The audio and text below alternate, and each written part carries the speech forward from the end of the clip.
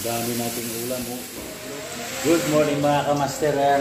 Kagigising natin mga kamaster. Nag-ready na tayo ng isda para iprito. Yan ang ulam natin. May kasamang itlog. Ready na din natin yung ating kawali na malaki. Yan, nausok na. Lalagyan na natin ng mantika ngayon yan. Ayan, i-ready na natin yung ating mantika. Ayan, mainit na. Ilagay na natin yung ating mantika. Ayan o. Para ipiprito natin yan. Ayan, ang mantika natin para mag-swimming siya, para mabilis maluto. Ayan. At siyempre dito pa rin itlog ang ulam ng kaibigan natin. Marami o ilang piraso yan gawin niyang curry. At siyempre kumukulo na yung ating dal. Kulong-kulo na yung dal. Isa rin sa mga ulam natin yan. Ayan o. At siyempre naka-ready na rin yung ating kamatis, sibuyas, bawang at chili. Mamaya natin gagayatin yan. O ayan, start na natin ihulog yung ating mga isda. Ang gamit natin isda dyan ay siri fish. Ayan, siri fish yan. Ayan, narinig na natin yan, kaya masarap yan. Ayan.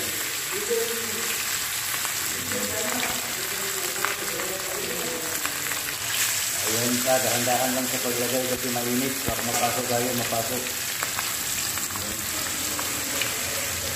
Ayan, dahil nag-overflow na yung ating dal, yan, pinahinto natin, pinahinaan natin para hindi siya mag-overflow. At siyempre dahil luto na yung unang salang natin, kabilang side, babalik ka rin natin.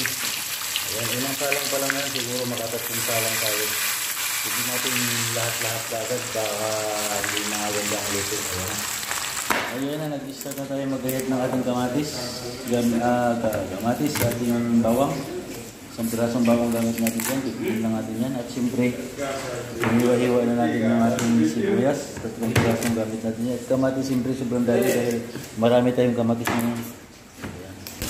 Ayan na, nangitim na yung ating isda. Nag-negro na siya. Nag-negro na, luto na. Ayan na. Ayan, chicken salang natin yan. Chicken salang natin yan. Ulo. Ayan, pangalawang salang. Ayan, dalahan na natin. Napasok ka. Okay. Ayan, dalawa lang yan, dalawa lang. Okay, dahil luto na ang kabilang side, balik ka rin natin. Ayan. Ayan eh. Wow! Luto na talaga. Ito talaga pag maraming mantika, yung naka-swimming, mabilis na yun. Ayan. At dito naman, ang Indiano na to, nagluto lang ng dal, ang liit ng kaldero. Ayan o. Ang liit lang ng apoy, Indiano. Ayan. Ayan, start na natin gayatin ang ating sibuyas. Ayan lang yan, 2 piraso yan. Para masarap talaga. At dito naman, magigisa na yung ating trupa. Ayan. Halo-halo na yan, chili, bawang, sibuyas. Ayan, haluin na yan para ihahalo niya sa dal. Yan, ulam niya. At siyempre, ready na rin yung kamatis niya. Para yan sa dal. Ayan, simple lang yan, simple lang. Daming ulam, diba? Ayan, ginayat na rin natin yung ating kamatis. Ang gamit natin kamatis dyan is 9 na piraso. Ayan. Ayan ang lagay na natin yung kamatis, iyak sa kaasin. Biglahan na natin yung para sa dal natin, ito yung dal. Okay. At ito na yung panghuli natin salang. Ayan.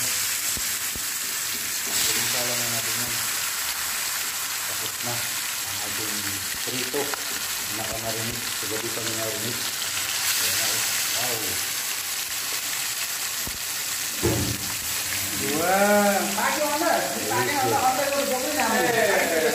Dami nating ulam mo, itlog, nilaga, yun para sa dal. Oo, dito naman dal, fish, dami.